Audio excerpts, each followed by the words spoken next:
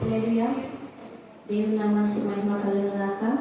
లూకా సువార్త 3వ అధ్యాయము 15వ వచనం నుండి 22 వరకు చదువుకున్నాం. ప్రజలు కనిపెట్టుచు ఇతడు క్రీస్తయి ఉండునేమో అని అందరూ యోహానును గూర్చి తమ హృదయంలో ఆలోచించుకొనుచుండగా, యోహాను, నేను నీళ్ళలో మీకు బాప్తిసం ఇచ్చుచున్నాను, అయితే నాకంటే శక్తిమంతుడు ఒకడు వచ్చుచున్నాడు, ఆయన చెప్పుల వారిని విప్పుటకును నేను పాత్రుడను కాను. ఆయన పరిశుద్ధాత్మలోను అగ్నితోనూ మీకు బాప్తిసం ఇచ్చును. ఆయన చేతిలోనున్నది. ఆయన తన కళ్ళమును బాగుగా శుభ్రం చేసి తన పొట్టులో గోధుమలు పోసి ఆరని అగ్నితో పొట్టు కాల్చివేయనని అందరితో చెప్పాను. ఇదియుగాక అతడి ఇంకను చాలా సంగతులు చెప్పి ప్రజలను హెచ్చరించుచు వారికి సువార్త ప్రకటించుచుండెను.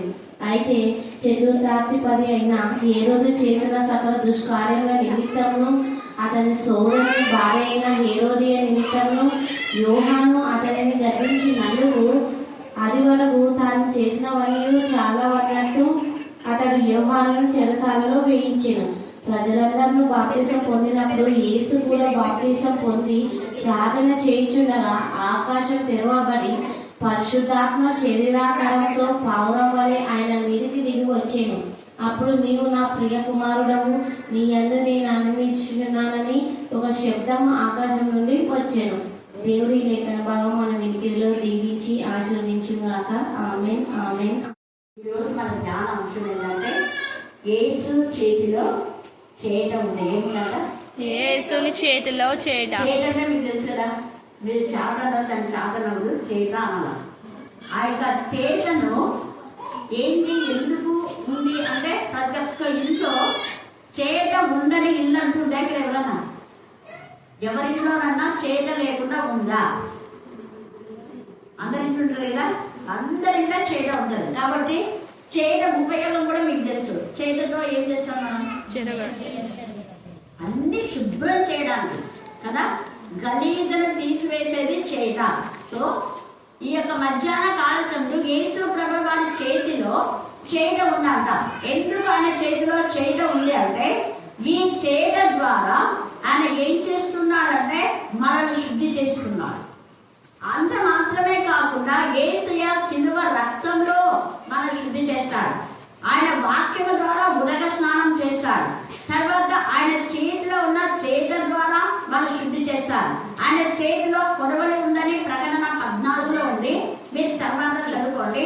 2 కొడవలు ఉన్నాయి. 2 కొడవల్లో మొదటి కొడవలి వేసినప్పుడు శ్రేష్టమైన ద్రాక్ష గిడలు కోయబడతాయి. 2వ కొడవలు వేసినప్పుడు పనికిరాని ద్రాక్ష గిడలు కోయబడతాయి. మంచి ద్రాక్ష గిడలను ఆ యొక్క పొట్లలో అంటే ధాన్యపు గానుగలలో మంచి ద్రాక్ష రసం తీయడానికి ఉపయోగిస్తారు. కారు ద్రాక్షలను బయట పారవేయబడి అది అగ్నితో కాల్చబడ్డానికి. దాని యొక్క రక్తము 100 కోసుల దూరం కళ్ళె మట్టుకు దూరం అని రాయబడింది. అంటే దేవుని ఉగ్రత అంత భయంకరంగా ఉంటది. పనికి రానివన్నీ కూడా నరక అగ్ని గంధకాల్లో పడిపోతాయి అనేది అక్కడ అర్థం. తర్వాత అక్కడ రక్తం కారును ఉంది. ఆ యొక్క 2వ కొడలు వేసినప్పుడు ఆ యొక్క కారు ద్రాక్షలన్నిటి తొట్టిలో వేసి తొక్కుతూ ఉంటే ఆయన యొక్క వస్త్రములన్నీ ఎర్రగైతాయి. తొక్కితే ఎర్రగైతాయి కదా, ఎవరికైనా వస్త్రం ఎందుకు నీ యొక్క వస్త్రములు ఎర్రగా ఉన్నవేమి అని ప్రశ్నిస్తారు.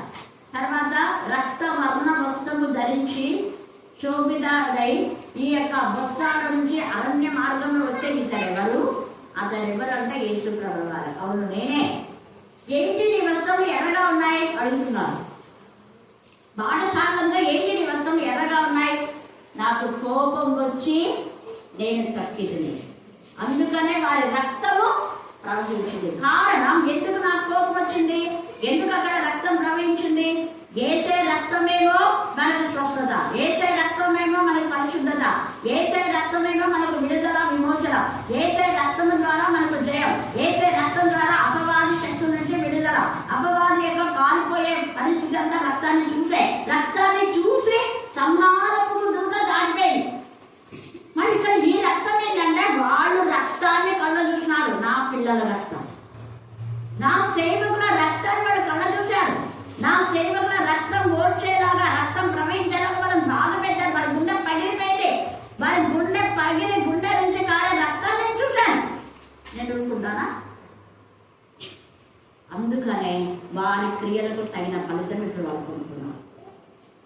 వారికి రక్తం అంటే ఇష్టం.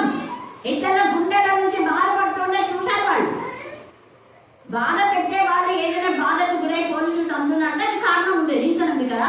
నిర్దోషుల రక్తాన్ని చిందించారు వాళ్ళు. నిర్దోషం లేని వాళ్ళ రక్తాన్ని వాళ్ళు బాధ పెట్టారు కాబట్టి ఇప్పుడు వాళ్ళ రక్తం ప్రవాహంగా ప్రవహిస్తుంది. అది పాపపు రక్తం. క్రోధంతో నేను తొక్కాను, కోపం వచ్చి నేను తొక్కాను. వాళ్ళని క్షమించే ఆలోచన కూడా నాకు లేదు, క్షమించాలన్న ఆలోచన కూడా నాకు రాలేదు. వాళ్ళని కోపంతో ప్రస్తుతం అంటాడు ఏసై కోపం వచ్చి కొరడా తీసుకొని మందిరాన్ని శుద్ధి చేశాడు. ఆయన చేతిలో కొరడా ఉంది దేవాలయాన్ని శుద్ధి చేయడానికి. ఆయన చేతిలో చేత ఉంది నిన్ను నన్ను శుద్ధి చేయడానికి. మనమంతా గింజలు అన్నాడు. మంచి గింజలు మరలా ఫలించడానికి చేతతో చేస్తాం. మంచి గింజలే కాకుండా మన కనికరముల తండ్రి అంటే కొంతమంది బాగా ధనవంతులు అయితే మంచి మంచి గింజలు తాళ గింజలు అవి వదిలేసేయండి అంటారు, అవునా కదా. కానీ కనికరం తండ్రి తాళ గింజలు కూడా పడేసండి. అంటే నీళ్ళు కొంతైనా దేవుని గురించి ఉంటే ఆ కొంతకే ఆ శేషండే దేవుడికి ఏదో ఒక దానికి వస్తాయి. పేదవాళ్ళకన్నా వస్తాయి, అవి ఎవరికన్నా వస్తాయి. ఆ పనికే దాన్ని కాల్చుందని దాన్ని ఎంత కనికలుగుతారు. ఆ గింజలు విత్తనానికి పనికి రావు. విత్తనానికి పనికి రాకపోయినా ఎవరో ఒకరికి పనికొస్తాయి. ఎంత ప్రేమ కలుగుతాయి. మనం ఇంతగా దేవుని ద్వేషిస్తున్నా, దేవుని ప్రేమించవలసినంతగా, ఆరాధించవలసినంత ఆరాధించకుండా, తుదించవలసినంతగా తుదించకపోయినా, మహిపరచవలసిందిగా మహిపరచకపోయినా, సాక్ష్యం ఇవ్వాల్సిన సాక్ష్యం సరిగా ఇవ్వకపోయినా దేవుడైతే అనుదినం అనుక్షణ అన్ని బాధలాగా కాపాడుతున్నాడు. పనికి వచ్చేది ఏదేమి పాడు చేద్దాడు. అవి తాను గింజలైనా పర్వాలేదు, వాటిని కాల్చేద్దాం. మీరు కాల్చవలసింది ఏంటంటే ఏమి పనికి రాకుండా పొట్టును చేద్దాం. హల్లెలూయా, హల్లెలూయా, హల్లెలూయా. పొట్టును చెట్టునైనా కాల్చివేస్తాడు. ఈ మధ్యాహ్న కాల్చంతో ఆయన చేతిలో చేత ఉంది కాబట్టి చేయడంలో నిన్ను నన్ను జరిగినప్పుడు మనం ఆయన చేతిలో మిగిలిపోతున్నామా, కింద పడిపోతున్నామా? కింద పండవాన్ని తీసి కూడా చేతనంత అలా తిరుగుతున్నాడు ఆయన. ఎన్నిసార్లు జరగాలో అన్నిసార్లు జరుగుతున్నాడు. కానీ ఎన్నిసార్లు చెరిగినా కూడా నువ్వు చేతిలో రాకపోతే కాల్చబడతావు. ఓపిక ఉన్నంత వరకు కదా మనం చెరుకునేది. చెరిగి చేతులంతా ఏం చేస్తావు? ఇలా అది దాన్ని తీసి దానిలో పడేస్తాం. దేవుడికి కోపం వచ్చే వరకు చేయకూడదు. అందుకే మనం చూస్తే యెషయా 12వ చదవడం పైకి తీసుకొని చదవాలి. 12వ అధ్యాయం 1-2 వచనాలు. యెషయా 12:1-2 వచనాలు.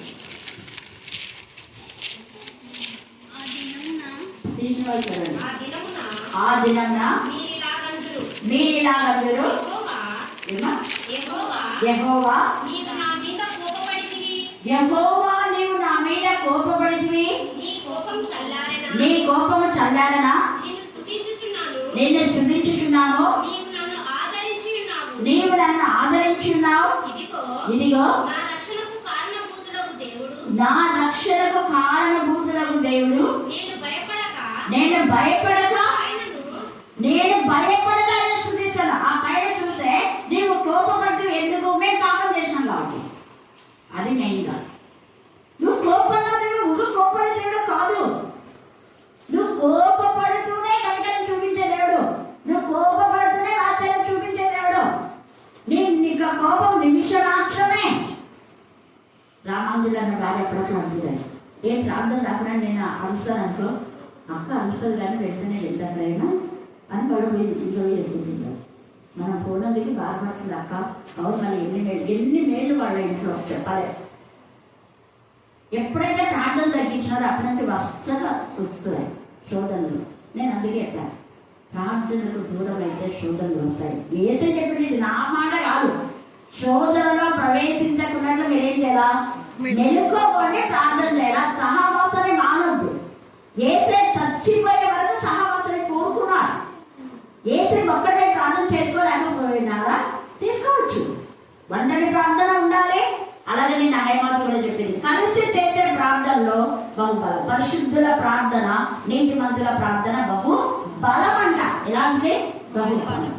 మనం నీతిమంతులు అంటే ఇద్దరు ముగ్గురు ఎక్కడ ఉన్నారో అక్కడ దేవుడు వాళ్ళు విశ్వసించినాడు కాబట్టి విశ్వాసం బట్టి ఆయన నీతిని మనకు అనుగ్రహించి మనం నీతిమంతులుగా చేసి మన ప్రార్థనతో పాటు ఆయన చేసి ఆ ప్రార్థనను బలపరిచి మనం జవాబిస్తాం. ఎంత కృపలండి. మన బలహీనలో మన శక్తిలో రోమా 8:20 ప్రభావం మేము ఎలా చేయాలో మాకు తెలియదు, మీకు తెలీదు, కానీ ఉచ్చరింప సెకండ్ కాని మూలుగులతో మీరు ప్రార్థన చేస్తారు. ఒకప్పుడు దురాత్మలతో కేకలు వేసే కృష్ణవేణి నిన్న 10 నిమిషాలు నాకు ఎంత చక్కగా చేసిందాక ఎన్ని విషయాలు చేసింది. ఒక కాపరి, ఒక పాస్టర్ సేవకులు కూడా చేయరు. లోపల చెప్తున్నాను, అందరు కాదు, కొందరు పైపైన ప్రాంతంగా ఉన్నాయి. ఎంత డెత్లో, ఎంత మార్మికంగా అది ఆత్మతో ఉండే వాళ్ళే చేస్తారు. ఆర్డినరీ పీపుల్ చేయరు. ఆత్మతో నింపబడే వాళ్ళు చెప్పిన లేఖన భాగాలే డిఫరెంట్ అని నిన్న కూడా మీకు చెప్తున్నాను. ఇక్కడ ఎన్నిసార్లు మనం చేయడం చాలా మంది సేవకులు చదువుకుంటూ వెళ్ళిపోతారు అంతే. కానీ కొందరు సేవకులు, కొందరు ఆత్మలో ఉండే దినకరానంతులు కానివ్వండి, గణమతులు కావండి, జీజర్ ఆరాధ్య, చిన్నప్పుడు నేను ఆరాధ్యమూర్తి అంటుంది. కొన్ని విషయాలు విన్నా, ఇంకా కొన్ని దేవుడు నాకు వాటిని యాడ్ చేస్తాను ధ్యానిస్తే. ఇప్పుడు నువ్వు విన్నావు, దీనికి ఇంకా ఎన్నో నేను దేవుడు నీతో మాట్లాడతాను. హల్లెలూయా, హల్లెలూయా. మన ధ్యానంలో కూర్చోవాలి. ధ్యానంలో ఎందుకంటే మనకు టైం ఉండదు కదా. టైం ఉండదు కాబట్టి కృతంగా కొన్ని చెప్పేస్తారు పాయింట్స్. ఎప్పుడైతే నువ్వు దైవం నాతో మాట్లాడని అంటావో నీకు ఇంకా ఎన్ని అవి కూడా వాళ్ళలో ఉంటాయి, వాళ్ళు చెప్పగలరు. బట్ టైం లేదు కాబట్టి ఇంపార్టెంట్ పాయింట్స్ చెప్పినప్పుడు నువ్వు కూర్చున్నప్పుడు దేవుడు నీకు అన్ని బయటపరుస్తాడు. హల్లెలూయా, హల్లెలూయా. అందుకే ఈ మధ్యాహ్న కాల సందుకి చేత ఈ విధానంలో ఆయన చేతిలో చేత ఉండే ఆ చేత శుద్ధి చేయబోతున్నాడు. మరి మనము అయితే తండ్రి అయిన దేవుడి కొట్లలో చేర్చే విత్తనాలలాగా ఉన్నామా, బయట పారవేయబడి అగ్నికి కాల్చబడే వాళ్ళు ఉన్నామా? రాకడ సమీపంగా ఉండి మనమే పరిశీలన చేసుకుందాం. తర్వాత ఆయన చేతిలో కొడవలు ఉండేది.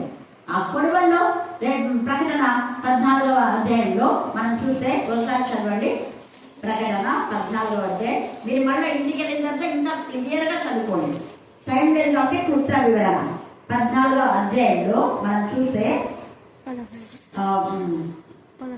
ఒక నిమిషం 11వ వర్షం చదవండి. 14. మరియు నేను చూడగా ఇదిగో తెల్లని మేఘం కనబడెను. ఇక్కడ మనుష్య కుమారుని పోలిన ఒకడు ఆ మేఘం మీద ఆసీనుడై ఉన్నాడు. ఆయన శిరస్సు మీద సువర్ణ కిరీటంలో చేతిలో వాడుగల కొడవలి ఉన్నాను. హల్లెలూయా, హల్లెలూయా. నేను ఈ రోజు ధ్యానం చేసింది చేయడం గురించి ధ్యానం చేసిన. ఇప్పుడు దేవుడు మళ్ళీ ఇంటి బయటకు వస్తున్నాను. చూసారా, ఇంకా ఉంది నా చేతిలో. చేయడం ఒక్కడే కాదమ్మా, కొడవలి కూడా ఉంది. అది మొదటి కొడవలు అంటామాట. అంటే 2 కొడవలు ఉన్నాయని అంటాం. మొదటి కొడవలు వేస్తే ఏమైందట? అప్పుడు మరి యొక్క దూత దేవాలయం నుండి వెడలు వచ్చి భూమి పైరు పండి ఉన్నది, కోతకాలం వచ్చినది, నీ కొడవలు పెట్టి కోయమని గొప్ప స్వరంతో మేఘం మీద ఆశ్రుడైన వాడితో చెప్పాడు. మేఘం మీద ఆశ్రుడైన ఉన్నవాడు యేసయ్య. తండ్రి అయిన దేవుడు ఆజ్ఞాపించి దూతతో చెప్పి పంపిస్తాడు. దూత దూత దూత. ప్రకటన గ్రంథం అంతా దూతనే. దీనిలోనే వేరే వాళ్ళు తప్పుగా చెప్పినప్పుడు, లేఖన భాగం చూపించినప్పుడు వాళ్ళకి బాధ అనిపించింది. దూత దూత అని రాయబడింది. అక్కడ 6వ అధ్యాయంలో కూడా మనం చూస్తే, తర్వాత ఇంకా చాలా చోట్ల ఇవంతా కూడా దూత ద్వారా, ఆయన తన దూత ద్వారా చెప్పించడం రాయబడింది. మేఘమును ధరించిన వాడు యేసయ్యనే, కానీ దేవుని దూత చెప్తున్నాడు ఎవరికి? యేసయ్య. ఇంకొక చోట ఆ పుస్తకము ఆయన కుడి చేతిలో ఉంది, దాన్ని తీసుకొని తినము. అది నీ నోటికి మాధుర్యంగా ఉంటుంది, నీ కడుపు ఎట్లుందా చేదుగా. అందుకనే కదా చూడండి ఎంత చక్కగా కొడవలి వేశారంట. కోయమని చెప్పే గొప్ప స్వరంతో మేఘం మీద ఆసుడై ఉన్నావా అంటూ చెప్పాను. మేఘం మీద ఆసుడై ఉన్నవాడు తన కొడవలి భూమి మీద వేగా. మేఘం మీద ఆసుడై ఉన్నవాడే వేస్తున్నాడు. మేఘారూఢుడు ఆయన వచ్చుతున్నాడు అన్నది వాక్యంలో. మేఘారూఢుడు ఆయన వచ్చుతున్నాడు. మేఘంలో ఆయన కొనుకోబడ్డాడు. మేఘములలో కొనుకోబడినాడు యేసయ్య. మేఘారుడే యేసయ్య వస్తాడు. తర్వాత మేఘము కనుకొనగా ఏలియా అక్కడ మోషే ఆయనతో మాట్లాడుతున్నారు కదా, వాళ్ళిద్దరు మరలిపోయారు. చూసారా ఎంత గొప్ప దేవుడు. మేఘ వాహనంతో వస్తాడు. మేఘారుడు అంటే మేఘ వాహనం, మేఘములలో వాహనంగా చేసుకున్నాడు. గాలి రెక్కల మీద గమనం చేసేవాడు, గాలి వాహనంగా చేసుకుంటాడు. వాయువులో ఆయనకు వాహనాలు, ఆయన వాహనాలు ఇవన్నీ కూడా వాయువు వాహనమే, గాలి వాహనమే, మేఘము వాహనమే. చూడండి తండ్రి అయిన ప్రపంచంలో దేవతలు అనబడే వాళ్ళు ఎవరు ఇలాంటివి వాహనాలుగా చేసుకోలేదు. వాళ్ళ వాహనాలు వేరే, కానీ యేసుప్రభు వాహనం డిఫరెంట్. అలాగే కొన్ని దేవతల చేతులలో పొడవైన బల్లెం ఉంటుంది కదా, బల్లెం చూస్తుంటారు, త్రిశూలము బల్లెము. కానీ ఇక్కడ ఏసే చేతులు ఏంటంటే చేట ఉంది. ఏ దేవత చేతిలో ఉంటుంది. దేవుని ప్రియ కుమారుడు, దేవుడికి ఇష్టమైన కుమార్తె చేతిలో చేట ఉంది, కొడవలు ఉంది. మొదటి కొడవలు వేస్తే తన పిల్లలను కొట్టులో చేర్చుకున్నాడు. మరలా ఏమంటాడు కదా, ఇంకొక ఆలయంలో వచ్చి మధ్య వచ్చినాడు.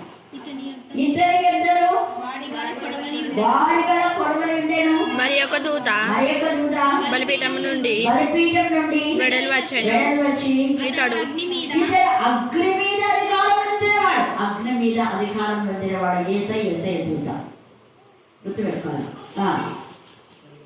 ఇతడు అగ్ని మీద అధికారం పొందాడు. ఇతడు వాడి అయిన కొడవలి గల వాడిని గొప్ప స్వరంతో పిలిచి భూమి మీద ఉన్న ద్రాక్ష పండ్లు పరిపక్వమైనవి వాడి అయిన అగ్నిపుడు పెట్టి దానిని గెలలు కోయమని చెప్పాను. అందుకే అంటాడు యెషయాలో, నేను శ్రేష్టమైన ద్రాక్షావళిని వేశాను. ఎందుకు అవి కాలు ద్రాక్షలు కాస్తుంది. నేను ఎరువు పెట్టాను, అక్కడంతా శుద్ధి కల్పించాను, రాళ్ళు ఏరి పారేసి భూమిని చదువు చేసి సత్తువ గల భూమిలో శ్రేష్టమైన ద్రాక్షావళిని నాటాను. అంటే గర్భ ఫలం యెహోవా ఇచ్చి బాగుంది. పిల్లలందరినీ శ్రేష్టమైన వాళ్ళే. మధ్య ఎందుకు కాలు ద్రాక్షలు వచ్చినారు అంటే తల్లిదండ్రుల బుద్ధిని బాగలేక పిల్లలు కూడా బుద్ధి లేకుండా ఉంటున్నారు అని అంటారు. చిన్నప్పుడు పుట్టిన పిల్లలందరినీ దేవుడి యొక్క స్వరూపంలో ఆయన బుద్ధులతో ఆయన జ్ఞానంతో పిల్లలు ఆయన ఇచ్చాడు. కానీ మధ్యలో వారి హృదయం ఏమైపోయినాక ఘోరమైన వ్యాధి కలిగిన ఆదాములు పరిశుద్ధంగానే వాళ్ళు జన్మించారు. వాళ్ళ యవనంలోనే వాళ్ళ జన్మ. చిన్నపిల్లలాగానే ఉన్నారు వాళ్ళు. చిన్నపిల్లల వయసే ఆత్మ కవచం వాళ్ళు ధరించారు. ఆత్మ నేత్రంలోనే వాళ్ళకు. తర్వాత శరీర నేత్రాలు తెరవన్నాయి. మనకు దేవుడు ఆత్మ నేత్రంలో ఇస్తే శరీర నేత్రాలు మోయబడతాయి. శరీర నేత్రాలు తెరబడితే ఆత్మ నేత్రం మోయబడతాయి. పౌలుకు ఆత్మ నేత్రం తెరబడితే శరీర నేత్రం ఏమై పొరల వంటి కిందికి రాలిపోయాయి. హల్లెలూయా, హల్లెలూయా. కాబట్టి ఆత్మ నేత్రంతో ఆత్మ లోకంలో దేవుని కార్యాలు మనం ఆలోచించాలి. ఇక్కడ మొదటి కొడవలో ఉన్నామా, రెండవ కొడవలు అంటే దేవుడు తన పిల్లలను ముందు పిలిచేసుకుంటాడు. అక్కడ ఏదైనా పెళ్లి విధించే ఆ తర్వాత మిగిలిన చెత్త చెదాలని పోతే ఏం చేస్తాడు, అగ్నిలో కాల్చేస్తాడు. కాల్చబడే జీవితం ఉంటుంది, పొట్టు లాంటి ఎగిరిపోయే జీవితం ఉంటుంది.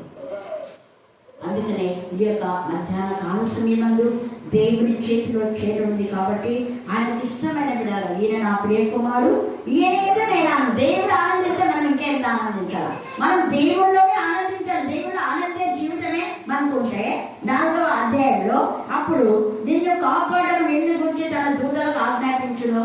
ఇందాక పల్లవి టీచర్ మాధవి టీచర్కి ఇదే చెప్పాను, మీరు శోధన జయించరండి. ఇక్కడ శోధన జయించాడు యేసయ్య. శోధన జయించినప్పుడు దూతలు నీకు తోడుగా ఉంటారు. శోధన జయించినప్పుడు దూతలు వచ్చి యేసుకు పరిచారం చేస్తారు.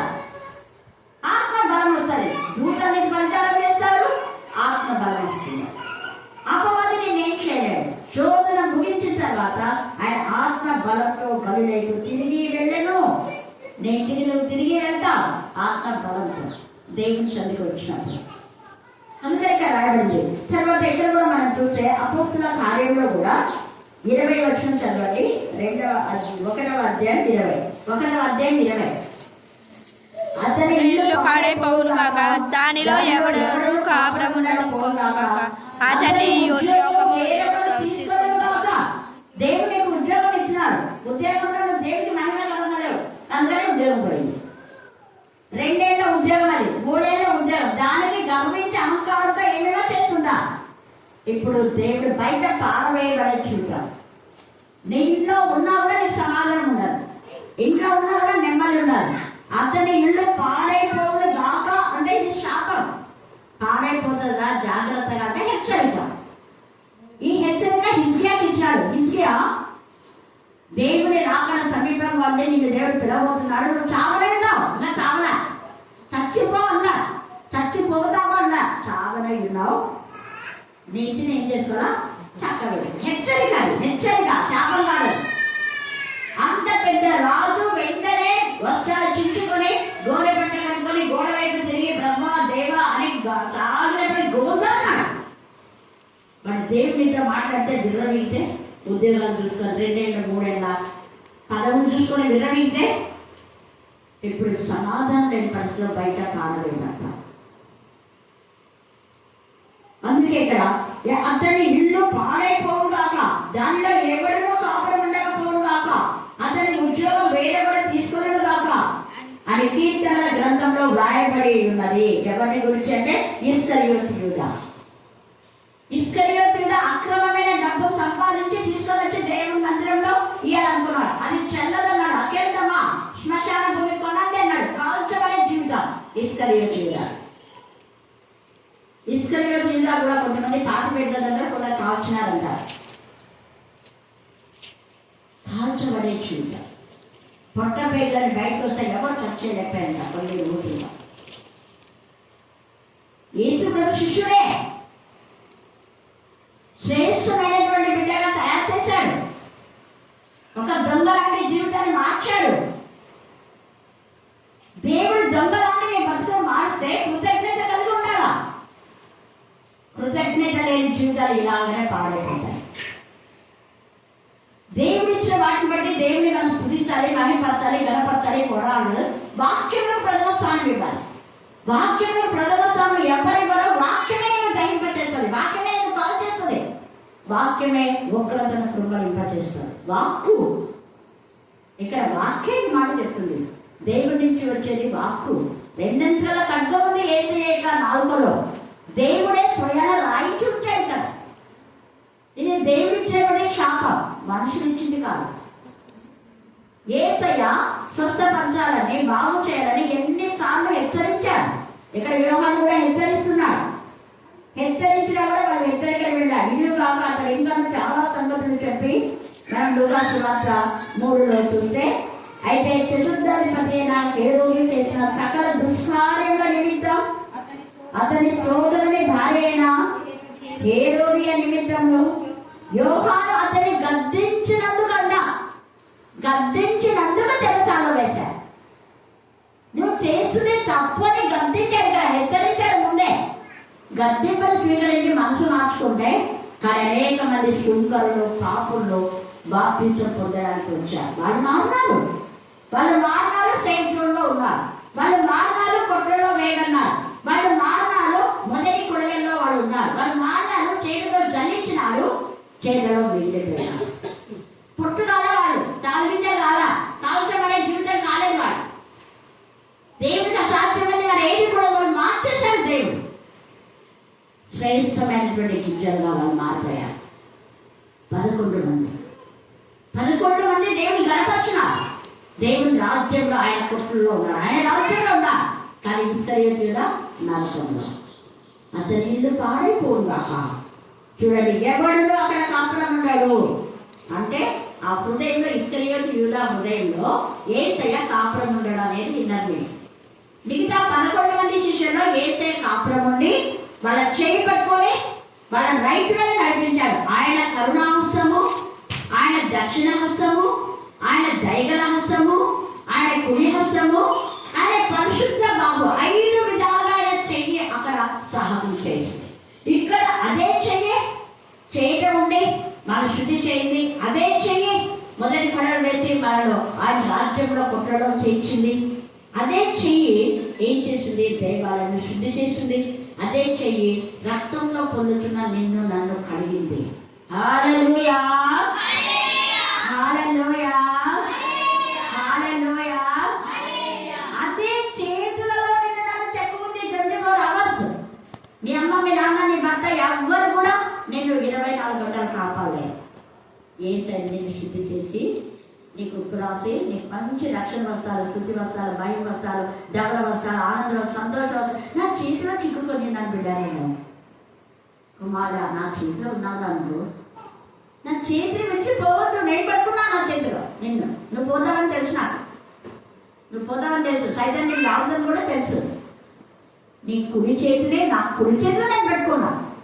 నీ ఎడమ చేయి ఎవరెవరికి వేయద్దు, అపవాదికి వేయద్దు. నీ అమ్మ నాన్నకి వాడు పట్టుకుంటాను. నీ కుడి చేయి నేను పట్టుకున్నాను. నా కుడి చేతితో, నా దక్షిణాస్తంతో, నా సాహసకారం చేసే చేతితో నిన్ను పట్టుకున్నాను. కాబట్టి నువ్వు కూడా సాహసకారం చేస్తావు. నువ్వు కూడా కనికరమైన హస్తంతో అనేకులను ప్రభు చేత నడిపిస్తావు, తీసుకొని వస్తావు. నీ హస్తం కూడా కష్టపడి పని చేస్తుంది. నీ కష్టార్జితం నేను దీవిస్తాను. హల్లెలూయా, హల్లెలూయా. యెషయా 42 చూడుకో, నా చేతుల నుంచి చెప్పుకోండి. యోహాను సువార్త 10:28లో నేను నా చేతిలో ఉన్నారు, ఎవ్వరు పెట్టాను నా చేతిలో నుంచి అపహరింపలేదు. ధైర్యపరుస్తున్నారు దేవుడు. బాధలో ఉన్నావా, వేదనలో ఉన్నావా, రోగంలో ఉన్నావా, అనారోగ్యంలో ఉన్నా, అప్పులో ఉన్నా, ఆర్థిక సమస్యలు ఉన్నా, దేవుడి చేతిలో ఉన్నావు. నువ్వు ఎగిరిపో, పొట్టులా కాల్చబడవు. దేవుడు నీకు తోడుగా ఉన్నాడు. నీ హస్తాన్ని పట్టుకొని ఉన్నారు, భయపడద్దు. యెషయా 41:10లో భయపడతాము, ఇదిగో దిగులు పడము, నేను నీ కుడి చేతిని పట్టుకొని ఉన్నానని యేషూరుతో చెప్తాడు, యాకోబుతో చెప్తాడు. హల్లెలూయా, హల్లెలూయా, హల్లెలూయా. భయపడకము, దిగులు పడకము, జడియకము అని చెప్పి నేను నీ కుడి చేతిని పట్టుకుని. టైం లేదు కాబట్టి మీతో చదివించలేదు. ఇవన్నీ నా కంటలు రాశారు కాబట్టి చెప్పేస్తున్నాను. మీరు కూడా కంటలు చేయండి. ఎన్ని కంటలు చేస్తే ఇవన్నీ నేను ఎప్పుడు కంటలు చేసినానో అప్పుడు నేను నాకు చేయబడుతున్నాను. అవి కంటలు చేసినప్పుడు నాకు అర్థమైపోయింది. తర్వాత అర్థం కాదా. అంత చిన్న వయసులో 5-6 తరగతిలో పంటలు చేసిన నాకు తెలుసు. అప్పుడు కూడా ఎంత టేస్ట్ అంట నేను అనేదాన్ని. ఇంత టేస్ట్ వచ్చిందని నాకు తెలియదు. నేను దేవుడిని అడిగినా. ఒకరోజు నా చేతిలో నేను చేసేది ఎప్పుడు చేసిన అంటే ఒకరోజు గంజి పడినా చేతి మీద. అన్నం ఉంచడం అప్పుడు ఇవి లేదు కదా, ఇలా కుక్కర్స్ ఇవన్నీ లేదు. అన్నం మార్చేది, సరి చేసింది తెలియదు నాకు. మార్చేది చూసినా కాబట్టి నేను వాడుతుంటే చేతిలో పడింది. ఇంకా బాగా బాధ అనిపించింది. ఏడిస్తే నాన్న బాధపడతారు. మళ్ళీ నా బాధను చూసాను. ఎవరు చెప్పకుండా పోయి చెట్టప్పుడు పనికం చెట్టు అన్నమాట. రాళ్ళ పెద్ద రాళ్ళ కుక్క ఉంది అక్కడ. ఇటువైపు ఉందన్నమాట. అంటే కర్మాపీఠం వైపు పులిపీఠ ఉంది. ఆ పులిపీఠ ఎక్కడికి వెళ్ళాలంటే ఇంకా మిగతాదంతా అలానే ప్రార్థన చేసుకుంటున్నారు. అవతల కొట్టంగా జరుగుతుంది ప్రార్థన. ఇంకా నేను అక్కడికి వచ్చి ఆ పులిపీఠ దగ్గరికి వచ్చి ఇంకా అదే పూర్తి కాలం పులిపీఠ, కానీ పులిపీఠ అంతా కట్టేస్తున్నాను. ప్లాస్టిక్ అట్లా వేయలేదు. అక్కడికి వచ్చి ఏడ్చుకున్నా ప్రే చేస్తున్నాను. ప్రభా మా అమ్మ చనిపోయింది ఈ టైంలో. అప్పుడు టైం దాదాపుగా 3:30-4 అట్లా అయింది. మార్నింగ్ అదే క్లాసెస్ అన్నమాట, మార్నింగ్ స్కూల్స్. ఆ టైంలో ఇంకా నేను ప్రార్థన చేస్తా ఉన్నా. అప్పటికి వచ్చి అంటే స్కూల్ నుంచి వచ్చి మొదలు పెట్టినా. అప్పుడు ఇంకా నేను ఎప్పుడు చేస్తే మాకు తినేటోళ్ళు. అప్పుడు అది 3 ఆ టైంలో 3:30 అదే 4 అయింది బహుశా. అయ్యి అయ్యేటప్పుడు సరిగెత్తున్నా. కాకపోతే ఛాన్స్ అయిపోయినా 4:30 నాకు గుర్తొచ్చింది. బహుశా 3కే ఉండింటాను నేను అక్కడ. అండ్ అంతవరకు 1:30 వరకు ఏడ్చుకున్న ప్లాన్ తీసుకుంటే దేవుని హస్తం నాకు. తర్వాత రెడ్ లెటర్స్, చెయ్యి పెద్ద చెయ్యి, ఆ చేతిలో తర్వాత లెటర్స్ యెషయా 49:15-16. ఎంత పెద్దగా అంటే అంత పెద్దగా. ఆ చెట్టు కూడా ఎంత ఉంటుందో అంత చెయ్యి, అంత పెద్ద పెద్ద అక్షరాలు. నేను ఏడ్చుకుంటే ప్లాన్ చేస్తున్నా. ప్రభా ఎంత మాకు ఎవరు తీసుకురాలి. నాన్నమ్మ చాలా వద్దురాలు, చాలా ముసలిది కాబట్టి ఆయన ఉంటే ఏదైనా నాకు చెప్తా ఉంటుంది అది నుంచి అని. ఇలాగా నాకు శక్తిని ప్రభా, నాకు ఎలా చేయాలో తెలియదు, నాకు శక్తిని ప్రభా అమ్మలేదు కదా నాకు అని ఇట్లనే నేను జ్ఞానం చేస్తున్నాను. మరుసటి రోజు నుంచి ఇంకా అన్నీ దేవుడు నాకు జ్ఞానం ఇస్తూనే ఉన్నాడు. హల్లెలూయా, హల్లెలూయా. కొన్ని అలాగా కొన్ని ఎవరైనా వంట చేస్తుంటే నన్ను వంట రూమ్లో పిలుస్తారనుకో, నేను వాళ్ళు చేసే ఊరిలో చూస్తుంటే అబ్జర్వ్ చేసుకుంటుంటా. తర్వాత నేను వాటిని బాగా కొన్ని ఒకసారి కట్టేసి వస్తాను. ఇట్లా కొన్ని దేవుడు నువ్వు జ్ఞానమే ప్రభా, నీ హస్తం నాకు తోడుగా ఉంది. అప్పుడు వెంటనే నాకు ఆ నొప్పి, ఆ బాధ అంతా పోయింది. తర్వాత నేను కొబ్బరి నుండి పోసుకుంటే అప్పుడు నాయన చూసి ఏం చేసినామా, బాధపడింది కానీ బాగా పొంగింది అది. అప్పుడు నాకు ఏం రాయాలనేది ఏమీ నాకు ఇది కాల. త్వరగా నీళ్ళలో పెట్టాలి కదా, పొంగుతుంది నాకు తెలియదు. నీళ్ళలో పెట్టేసి నీళ్ళలో పెట్టినాను, బాగా పొంగు వచ్చేస్తున్నారు. తర్వాత కొబ్బరి నూనె రాసి అంతా ఇది చేసినాను, బాగా ఏం చేసినాను. ఆ తర్వాత ఇంకా ఎప్పుడు ఇలాంటివి నాకు కాలేదు. చెయ్యి కాల్చుకోవడం కానీ ఏది దేవుడు నాకు హాని కలగకుండా ప్రతి దాంట్లో దేవుడు హస్తం నాకు తోడు రావాలి. ఈ మధ్యాహ్న కాల సమయంలో గట్టిగా హల్లెలూయా. అప్పుడు ఇంకెప్పుడు నేను చెప్తా, ప్రభా నా చేయిని పట్టుకో ప్రభా, నేను కాదు వంట చేసేది, నువ్వే చేస్తున్నావు. నేను కాదు నా నడిచేటప్పుడు కానీ వంట చేసేటప్పుడు ప్రయాణంలో ఎప్పుడు నేను ఒక్కదాన్ని పోతుంటాను, ఎవరో ఒకరు ఖచ్చితంగా అక్కడ తోడైతాను. చాలాసార్లు చెప్తుంటాను. ఎప్పుడు నేను వంట కాదు, వచ్చేటప్పుడైనా పోయేటప్పుడైనా ఎవరో ఒకరు ఎప్పుడు వంట దూరం దేవుడు పంపిస్తాను. ఈ మధ్యాహ్నంలో అట్టి బ్లెస్సింగ్స్ ని దయచేసి నీ కుడి హస్తంలో దేవుడు పట్టుకునేనాడు.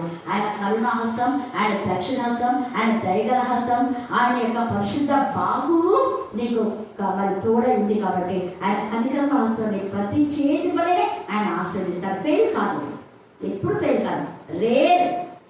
హల్లెలూయా, హల్లెలూయా. దేవుడు ఈ లేఖన బాగా దీవించి ఆశీర్వదించుగాక. ఆమేన్. మా తల్లిదండ్రులు చూడ మా కన్న తండ్రి, ఎంతో మంది మరణాలు రవ్వ మమ్మల్ని యొక్క సజ్జలపరచిన విధానం బట్టి నీకు వందనాలు మా తండ్రి. నువ్వు ఇచ్చిన ఆయుష్కాలంలో నీ ఎందు భయము భక్తి కలిగి నీ కొరకు బ్రతికే జీవితం మాకందరూ దయచే తండ్రి. ఇదిగో ప్రవ్వ, ఇదిగో చూడు నా చేత నేను చెప్పుకొని నడుపు ప్రవ్వ. నిజంగా ప్రవ్వ, ఆ యొక్క కల్వరి శిలలో నా తండ్రి మీరు మేకలు కొట్టుకున్నారంటే మేము చేసిన పాపాల కోసమే నా తండ్రి. నీ యొక్క రక్తం ద్వారా నా తల్లి మా యొక్క ప్రతి పాపమును క్షమించిన విధానం నీకు వందనాలు ప్రభువా.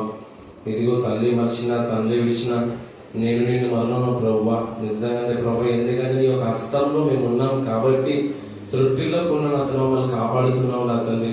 నీ యొక్క చేయి నా తల్లి విడిచినప్పుడు దుష్టాత్మ మీరపై తండ్రి. ఎందుకంటే నా తల్లి సమయం ఎన్నిసార్లు గద్దించిన లోబడిన వానికి మరి తిరుగు లేకుండా అభక్తుల నాశనం సంభవించినంటే మీరు గర్దిస్తున్నప్పుడు మీ యొక్క వాక్యం బుద్ధి చెప్తున్నప్పుడు ఎవరైతే మారుతారో, ఎవరైతే మీ యొక్క రక్షణ తీసుకుని, ఎవరైతే మనసు మార్చుకొని నా తండ్రి పరిశుద్ధ పవిత్రంగా బ్రతుకుతారో వాళ్ళు మాత్రం తండ్రి యొక్క స్వాధీనంలో ఉంటారు ప్రభు. నువ్వు ఎన్నిసార్లు నా తండ్రి పట్టుకున్నావు, ప్రతి ఒక్కరు పాపం వైపు పరిగెడితే మీరు విసుగు చెందుతారు నా తండ్రి. కాబట్టి నా తండ్రి మందులో ప్రభా నీకు విసుగు చెందించే విధంగా కాకుండా నా తండ్రి మా హృదయాలు ప్రభా బల మంచి నమ్మకమైన దాసురాలా అనిపించుకునే ప్రతి రోజు నా తండ్రి వాక్యం వింటున్నామంటే నా తండ్రి హృదయం మన పలకైన వాటిని రాసుకుని నా తండ్రి మేము ప్రతి రోజు దాన్ని ధ్యానించాలా, పరిశుద్ధత కాపాడుకోవాలా. మా మాటల్లోను, చూపులోను, ప్రవర్తనను, తలంపులో నా తండ్రి ఏ బిడ్డ ద్వారా నా తండ్రి చెడు సాక్ష్యం పొందుకోకుండా మంచి సాక్ష్యం నా తండ్రి మేము పొందుకొని వెళ్ళాలి తండ్రి. భూమి మీద సత్క్రియలు చేసిన నిన్ను మహిమపరిచే మమ్మల్ని వాడుకో తండ్రి. నీ కుమార్తె మంచి ఆరోగ్యం ఆయుష్ దయచే తండ్రి. ఇంకా అనేక ఆత్మలు నా తండ్రి నీ యొక్క పరలోక నడిపించే ఒక సాధనంలా ఒక